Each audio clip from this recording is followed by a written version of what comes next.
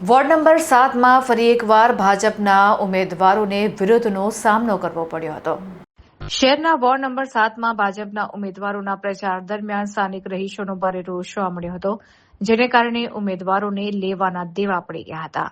ભાજપના ઉમેદવારો વિકાસના નારાઓ સાથે મતદારોને રીઝવવા નીકળ્યા હતા, ત્યારે જાગૃત રહીશોએ તેમનો રસ્તો અટકાવ્યો હતો।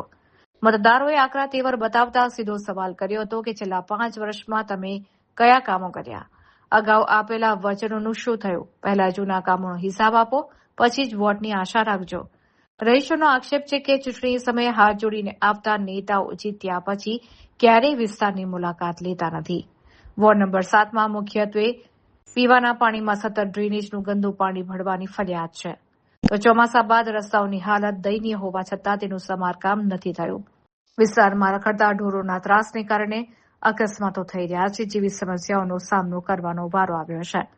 ત્યારે આ ઘટનાનો વિડીયો સોશિયલ મીડિયા પર વાયરલ થતા રાજકીય ગરમાવો જોવા મળ્યો છે। સામાન્ય રીતે સુરક્ષિત મનાતા વોર્ડમાં પણ જ્યારે સત્તાધારી પક્ષના ઉમેદવારોએ જનતાના રોષનો સામનો કરવો પડ્યો છે, ત્યારે આગામી દિવસોમાં પ્રચાર કરવો ભાજપ માટે પડકારજનક બની શકે છે। સંસ્કારી નગરીના જાગૃત મતદારોએ સ્પષ્ટ સંદેશ આપ્યો છે કે હવે માત્ર પ્રચારના નામે નહીં પણ પરિણામના આધારે જ મતદાન થશે।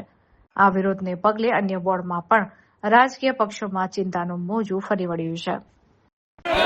એટલે જો મારી વાત સાંભળો, અમારો એક પહેલો પ્રશ્ન એક છે, વરસાદી ગટરની લાઈન આજે જયંતિ રાજ્ય નાખાવેલી છે।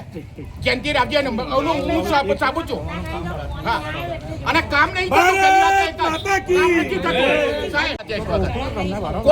કોણ યાર તમને પછી ઓળખે?